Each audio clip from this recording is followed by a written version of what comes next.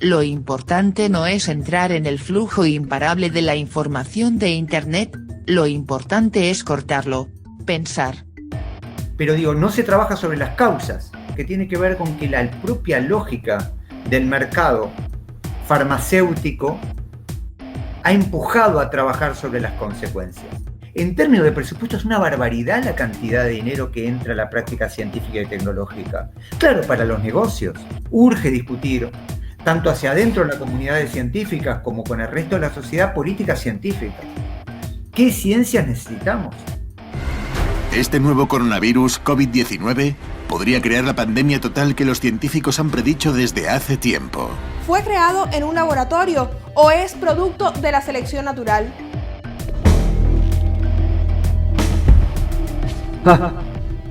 Horacio, ¿qué haces así vestido? ¿Qué haces vos vestido así?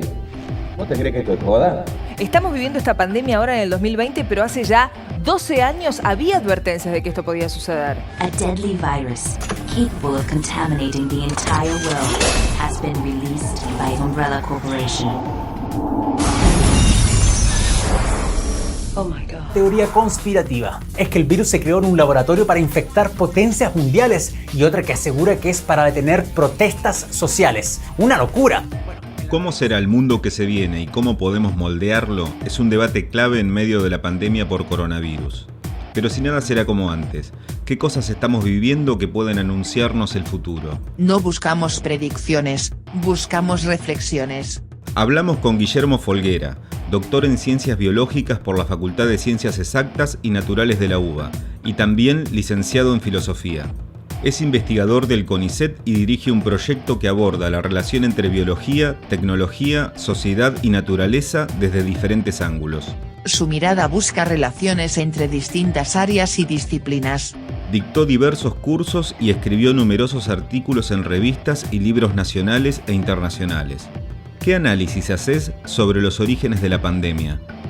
En términos generales se están barajando dos grandes hipótesis. Una tiene que ver con que se trata de un tipo de enfermedad de origen zoonótico, de una zoonosis, que es un virus que pasa en este caso de un murciélago aparentemente, a las personas. Las zoonosis son habituales, de hecho representa un porcentaje muy grande de las enfermedades que sufrimos. Y la otra hipótesis es de origen más bien vinculado con laboratorios y experimentaciones, arrojado o no adrede, y que haya sido un virus creado artificialmente. El nivel de impacto ambiental y de predación del ambiente nos está llevando a un tipo de contacto con diferentes tipos de vectores de enfermedades, en particular los principales son murciélagos, roedores y diferentes tipos de mosquitos, que lleva a que este tipo de origen sea absolutamente plausible. Pero también la hipótesis militar, uno sabe perfectamente que se está experimentando en diferentes tipos de laboratorios con determinados objetivos, y esta doble verosimilitud de alguna manera arroja el estado natural de cómo vivimos, entre escenarios de fuerte impacto ambiental y escenarios donde las estrategias militares articuladas con los laboratorios de investigación de ciencia y tecnología son una constante. Yo realmente creo que se trata de un escenario, entre comillas, natural, de la transmisión de un virus, de una especie como algún tipo de murciélago y nosotros, lo cual también es esperable en función de determinadas características, y ahí es donde uno se mete en el escenario de Wuhan y de China y ubica que hay procesos predatorios de la naturaleza, una exposición muy marcada de determinadas especies en contacto directo con las personas y comunidades. Esto no es un tema menor. Cuando uno evalúa lo que es un ecosistema, el vínculo con las especies está mediado por diferentes tipos de bichos y de relaciones interespecífica. Si eso desaparece, estamos directamente en contacto con esos bichos y con todo lo que esos bichos pueden traer. Y si a eso le agregás la parte social, que es escenarios tremendamente hacinados, una vida precarizada y sobreexplotada, es un lugar fuertemente industrial, y saludes de las personas, una salud tremendamente deteriorada, esto en China, pero se ha notado a nivel global, claro, es un cóctel perfecto para que esto ocurra. La capacidad de repetirse esto es muy alta, o sea, no, el carácter excepcional se lo dieron mucho más las medidas tomadas y lo que sí agrego, una tasa de contagio alto de un virus, eso sí, digamos, pero que en sí, que biológicamente obligue a escenarios muy rebuscados. No hay escenarios biológicamente muy rebuscados. Lo que tenemos hoy en China y en el resto del globo es una sobreexplotación de territorios y de cuerpos llevadas al límite. O sea, lo que vos tenés en todos los países con un modelo agroindustrial son enormes flujos humanos hacia las grandes urbes. Eso es condición fundamental, por ejemplo, para el proceso de hacinamiento que se genera posteriormente y para las tasas de contagio. Hay otros elementos fuertemente vinculados. Vos tenés dentro de los lugares rurales y periurbanos procesos enormes de contaminación química que deterioran la salud. ¿Qué va a pasar cuando llegue al centro del país con los niveles, por ejemplo, de cáncer, etcétera? ¿Qué va a pasar cuando llegue este virus? Es una pregunta que todos nos hacemos. Y junto con esto, con el tema de la contaminación química, producto de estos modelos, estos paquetes industriales, aparece el otro vértice, que es el tema alimentario. El modelo de producción agroindustrial implicó un deterioro en la calidad alimentaria, no solo en la pérdida de soberanía, sino inclusive en la diversidad y en la calidad de los alimentos. Una persona se toca la cara de 3 a 5 veces por minuto. Y cuando no, estamos tocando pomos, vasos o a otras personas. ¿Beth? No, vete a tu cuarto, cariño. Así que tenemos un virus sin protocolo de tratamiento ni vacuna. El poder del dinero. La mercantilización de la ciencia y la salud. ¿Cómo incide en el combate actual a la pandemia? ¿En cómo estábamos preparados para ella y en situaciones similares futuras? La salud, en el caso, por ejemplo, de esta pandemia, no se da simplemente con la presencia o no de virus. Por eso me llama mucho la atención que el gran registro que se tome, lo puedo entender en una primera instancia, y evidentemente tiene un sentido epidemiológico, pero me llama mucho la atención esa insistencia por plantear al contagio del virus como la gran medida de la situación. La salud es un fenómeno de interacción, no es un fenómeno de mera presencia del patógeno. Y esto lo empiezo a plantear porque tiene que ver justamente con empezar a trabajar cómo la mercantilización de la salud trabaja sobre la propia fragilidad de la salud. Se necesita una salud frágil para que se actúe de manera provechosa para el mercado. Por ejemplo, es una salud que requiere apoyaturas de químicos. En algún caso puede ser una ventaja, pero no se trabaja sobre las causas, que tiene que ver con que la propia lógica del mercado farmacéutico ha empujado a trabajar sobre las consecuencias. Urge discutir, tanto hacia adentro de las comunidades científicas como con el resto de la sociedad, política científica. ¿Qué ciencias necesitamos? En términos de presupuesto es una barbaridad la cantidad de dinero que entra a la práctica científica y tecnológica.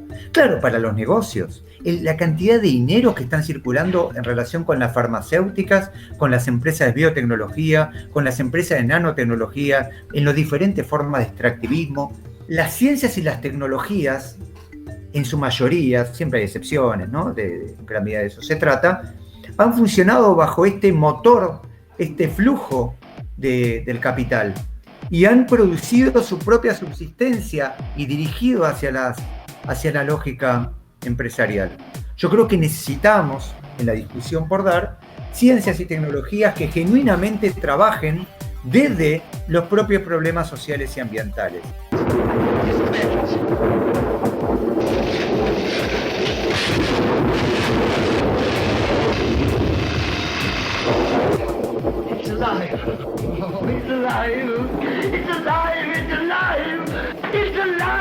La racionalidad tecnológica. Parece haber una revalorización del trabajo científico.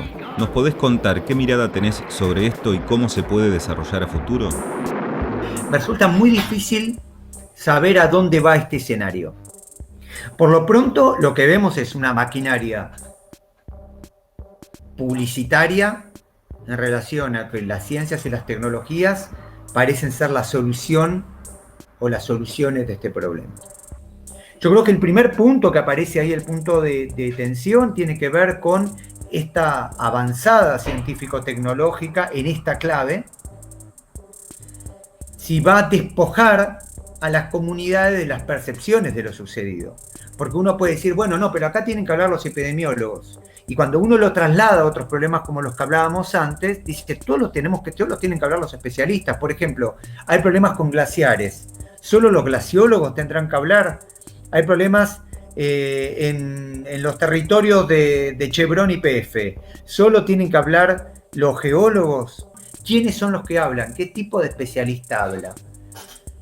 Han hablado, acá es muy interesante porque han hablado básicamente personas provenientes de los campos de epidemiología y virología, por un lado, y por el otro lado, científicos que trabajan en modelos y en su gran mayoría físicos. ¿No aparecieron las ciencias humanas? Sí, aparecieron, y aparecieron a mis ojos absolutamente a destiempo y justificando las acciones ya realizadas, por ejemplo con la avanzada represiva. Es muy notable cómo aparece la vacuna como la única solución a mediano y largo plazo. Y acá se ve uno de los grandes triunfos a nivel sistémico, que es, han logrado marcarnos la forma de discusión y con las lógicas que imponen. Acá claramente tiene que ver con lógicas binarias. Acá pareciera que las soluciones son o vacunas o sos antivacuna y no hay grises. También estamos trabajando discusiones en relación con la vacuna del dengue. Está bárbaro trabajar sobre la vacuna del dengue. Ahora la Aedes aegypti creo que contagia cientos de enfermedades. O sea, lo que puede aportar la vacuna ahí es muy limitado. Reitero, con esto no estoy diciendo de no trabajar sobre vacunas, ¿eh? Lo que estoy diciendo es entender los límites que significa esto y junto con eso entender los límites que significa trabajar con cosas que sirven para el mercado. Necesitamos una ciencia, me da la sensación, que trabaje fuertemente con discursos, necesidades de comunidades extracientíficas. Ser capaces de dar discusiones hacia adentro. Esto a veces lo planteo. No, en las comunidades científicas no discutimos nada. Sí hay mucha capacidad de reventar a las personas que denuncian, ¿no? Cuando un par de geólogos y geólogas en San Juan se animaron a cuestionar los criterios establecidos para inventariar los glaciares en relación con el extractivismo megaminero y el rol de la Barrick-Gold. No se trabaja en ningún caso sobre las causas. Digo, aún el discurso científico, si se fijan, está todo el tiempo trabajando sobre posibles efectos. Las empresas están urgidas por aprobar sus productos y porque sus inversiones repercutan mucho más que en un bienestar colectivo, en ganancias. James Cole, libre de cuarentena. Gracias. Ustedes esperen fuera. Tiene antecedentes, doctora. Violencia. Antisocial 6. Violaciones repetidas del Código Permanente de Emergencia. Insolencia. Provocación. Desprecio a la autoridad. De 25 años a perpetua. No creo que nos haga daño. No va a hacernos daño, ¿verdad, señor Cole? Anormales y descontrolados. A partir de la pandemia se abre un debate sobre las respuestas de los estados en relación a la represión y el control. ¿Cómo ves esta situación? Se trata de una situación que si a mí me lo hubieran contado hace 6 meses no lo hubiera creído. No porque no crea la capacidad de represión de las fuerzas represivas o la complicidad de muchas personas y actores sociales que hoy veo cómplices, sino porque me ha sorprendido mucho la facilidad. La facilidad con que se ha montado una situación inédita. Hay un ejercicio de los poderes, en plural, de tratar de estar probando hasta dónde pueden ir. Por ejemplo, una de las cuestiones para mí más notables tiene que ver con el intento, que fue muy marcado sobre todo en la primera fase de la pandemia, por multiplicar formas de control no canónicas. Encontraba esta dicotomía muy, muy visible también en nuestra cultura, que es la dicotomía entre buchón y comunidad. ¿Cuál fue la solución que se hizo de diferentes lugares? ¿No? En el caso, ni hablar en el caso de Ciudad de Buenos Aires. Vos ves al vecino saliendo de tu casa, llama al 149 y denuncialo. Y le vamos a meter una multa. Porque la destrucción de la comunidad viene de la mano de la vigilancia colectiva. Que la figura del patrón y la figura del militar y la figura del carcelero se ha corrido, no ha desaparecido, y ha sumado como actor de control al par. Denunciá y sé denunciado. Y así vamos a salir ganando todos. Esta lógica del buchoneo y de las formas de control entre pares, etc., no es la única. La forma más marcada, evidentemente, tuvo que ver con motorizar todas las fuerzas represivas. Las tenemos en las calles, las tenemos controlando. Hoy leía a la mañana, es casi lo único que se le ocurre a los poderes cuando tienen que tomar una decisión. Un intento por reciclar la imagen de muchas de esas fuerzas represivas. Es porque las fuerzas represivas en nuestro país institucionalmente no están formadas para el cuidado. Entonces, y están formadas solo para la represión. Y en segunda instancia, es porque la pregunta de si yo quiero cuidar la salud de las personas, ¿por qué lo tiene que hacer alguien que esté calzado? Y no alguien que esté preparado para cuidar. Hola terrícolas, si están viendo este video es porque ustedes hacen parte del grupo de personas que cada vez quiere estar más informado y quiere tener más herramientas para darle duro la pelea al bicho. Creo que este es un importante recordatorio de que vivimos en un mundo interconectado, donde los virus que surgen en cualquier parte del planeta pueden ser una amenaza para el mundo entero. El virus capitalista. Con la crisis desatada por la pandemia de coronavirus, surge una situación donde se pueden abrir debates y formas de pensar la ciencia desde una perspectiva socialista y anticapitalista. ¿Cuánto de esto se va a poder revertir a partir de lo que viene? Yo creo que se va a abrir una ventana de discusión y tenemos que ser capaces de aprovechar. Yo realmente lo creo. Y tenemos que ser capaces de organizarnos para poder repensar las bases de lo que está dando. Se ven los síntomas de desgaste. Yo no puedo quitar de mi cabeza que venimos de los casos de los incendios de Australia y del Amazonas. No, son juntos, coronavirus, Australia y Amazonas son cosas que uno tendría que contar por décadas para encontrarlas juntas.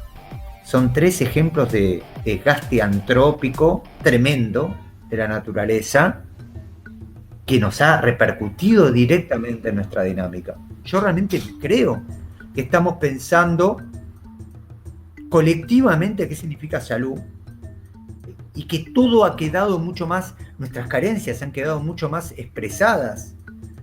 Las carencias materiales, las carencias del orden, si se me permite, espiritual, en un sentido de interioridad, de bienestar, las carencias de los vínculos humanos. Nadie acá se salva solo y nos estuvieron diciendo durante décadas la salvación es sola. ¿De acá derivamos una sociedad mejor? No. De ahí viene, no derivamos. Pero si somos capaces de organizarnos, si somos capaces de poner en juego esto, vamos a poder revertir algunas cuestiones. También las ciencias y las tecnologías. Cuando uno analiza la historia de las ciencias y las tecnologías, bueno, costaría mucho, hay un vuelco notable durante y después de la Segunda Guerra Mundial, ¿no? Fuertes inversiones, principalmente, inicialmente estatales, con importancia económica, de producción de alimentos y militar. Cuando uno avanza las décadas, se empieza a invertir la inversión estatal respecto a la privada, el Estado empieza a retroceder y las empresas ponen mucho acento en la cuestión de reproducción del capital. O sea, tenemos por lo menos desde 1980 hasta la actualidad 40 años donde el sector privado deglutió gran parte del sistema científico y tecnológico para ponerlo a su servicio. Tenemos un enorme desafío y sí creo que tenemos una enorme posibilidad. Va a depender de nosotros. Y lo que sí me animo es de la necesidad de articular movimientos. Pero creo que aparece que las luchas parciales que hemos hecho requieren ser vertebradas, ¿no? Las políticas de ciencia y tecnología, las luchas ambientales, las luchas de derechos humanos, las luchas vinculadas con el feminismo, las luchas del sindicalismo, de los pueblos originarios. Pero yo creo que la articulación entre todo eso urge, se muestra, y ojalá que la pandemia sea un gatillo para eso. Experiencias previas hay, tanto en Estados Unidos como en Europa, y en el caso latinoamericano, discusiones muy marcadas que hubo sobre todo a finales de la década del 60 y comienzo de la década del 70. Por ejemplo, recuerdo las discusiones entre Rolando García, Barsasky, ¿no? Discusiones de muy diferente tradición, marxismo, peronismo. Recuerdo también a Rodolfo Kusch. Sí, va a haber que traer cuestiones de la historia. Creo que tenemos que animarnos a inventar mucho. Creo que estamos expuestos a escenarios nuevos y ser capaces de inventar. Transmite para todo el mundo. Lo importante es intervenir el flujo incesante de Internet para pensar. Si te gustó el video, difundilo. Estamos preparando nuevas entrevistas.